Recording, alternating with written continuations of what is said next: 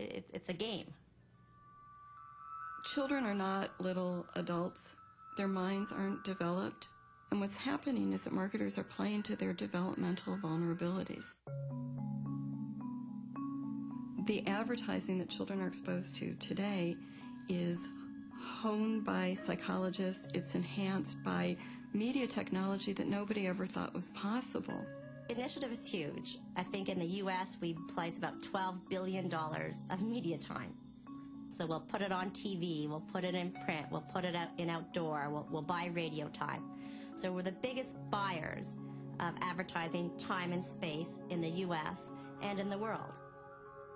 One family cannot combat an industry that spends $12 billion a year trying to get their children. They can't do it. They are tomorrow's adult consumers, so start talking with them now, build that relationship when they're younger, and you've got them as an adult. Somebody asked me, Lucy, is that ethical? You're essentially manipulating these children. Well, yeah, is it ethical? I don't know. But our role at Initiative is to move products. And if we know you move products with a certain creative execution, placed in a certain type of media vehicle, then we've done our job. Do you remember how much they spend a year? $12 billion. Because they know that if they show you something enough times, you will go out and buy their product. Okay? So, I worked a little bit in television in the reality world. And for those of you that actually have ever seen a reality show, I hate to burst your bubble, it's not real. There's a lot of staging that goes on. I've worked on reality shows that are completely scripted. They are shot in a reality style with junky cameras, and it makes this kind of on-the-fly look to it, so that you as a viewer, as you're watching it, you're like, oh, wow, this must be real, because it just looks like it just happened.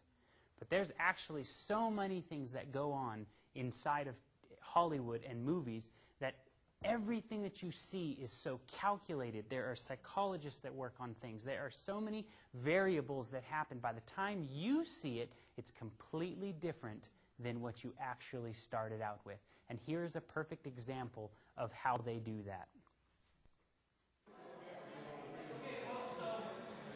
Very quiet, please. Camera's rolling.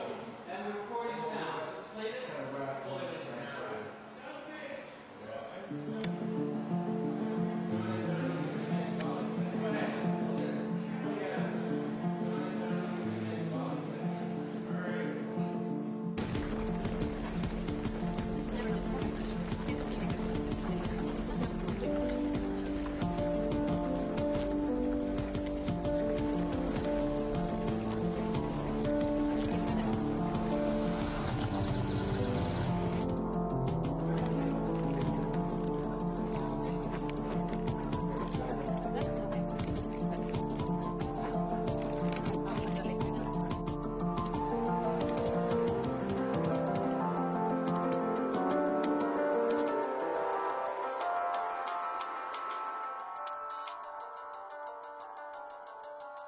Not even the same girl.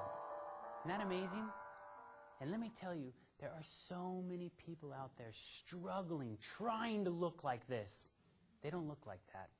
I've met a lot of them. It's amazing what cameras and lights and angles and filters and things can do, and post-production and all kinds of little things.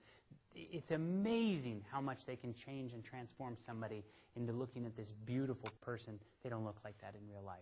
So just know that even a lot of the things that you look at, just the images are deceptive of what is really going on. Hello, Earth. I'm Alec Baldwin, TV star. You know, they say TV will rot your brain.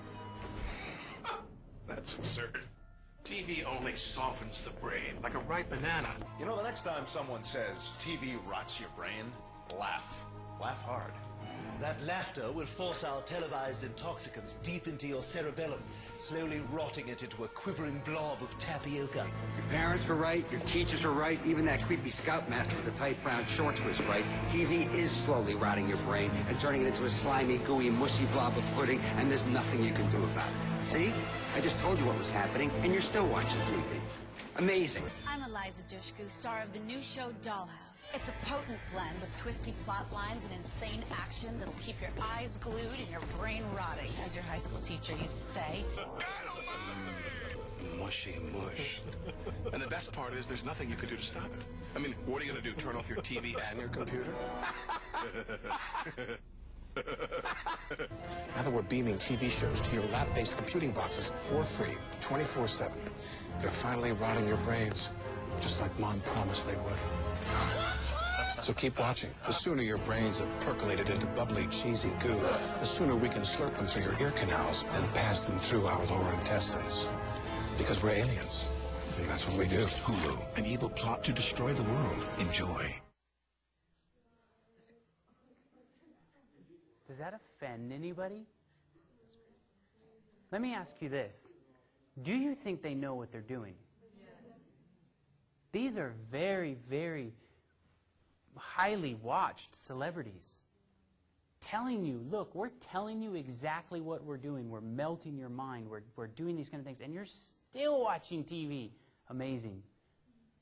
And they're just laughing at everybody. And they're so confident in what they're doing that they're able to put a commercial out like this, so confident that you will still go home knowing everything that there is to know about the television and you're still going to watch it. That's how powerful this tool is. Now let me ask you a question. We know in this room that there is a war between God and Satan, right? We know that this war is very, very real. What I have just showed you is what man has completely done with this tool solely for money. What do you think, if there is a war between God and Satan, what do you think the devil is doing with this exact same information? How do you think he's using it? The way that your brain works, the way that he knows that they can tell you something and right after you're done watching it, you're not going to remember it. How do you think that happens in the movies? All the subliminal things. And look, just like advertising, if I show you a bag of chips enough times, you're going to go out and buy the chips. We believe in a war between what? What is this war all about? What's it all about? It's about worship, but encompassing worship is the law. Lucifer in heaven fought against the law. When he desired worship for himself, he basically broke the first 4 commandments. And then in doing that, he's basically told all the angels that fell with him, God's law can never be kept. It's too hard. Let's go out and let's do our own thing, right? What they're doing with the television is they're showing you things that break the law constantly. Sex, everything that you can possibly think of in television, whether it be a real story, a fake story, it doesn't matter. A lot of it's breaking the law. So if they're showing you things over and over and over again of breaking the law, breaking the law, breaking the law, and you've just watched what happens, what you soak into your head, what happens? We're still here. We're still here because we've bought into the lie that we can't keep the law. The longer that we sit here and let this thing beam those evil things, an evil plot to destroy the world, into our heads, the longer we're not going to keep the law. So, we don't have time necessarily to go into the next phase of this presentation, which we go through a lot of the different movies and pick apart the superhero movies and pick apart some of the really popular films that are out today. But let me tell you right now, it is a direct attack on your Christian values, on Christ. They're flipping the story of the great controversy upside down on its back. And over and over and over again, by like repetition, They're just showing you evil things. And by beholding, we become changed. So, it is my desire and my passion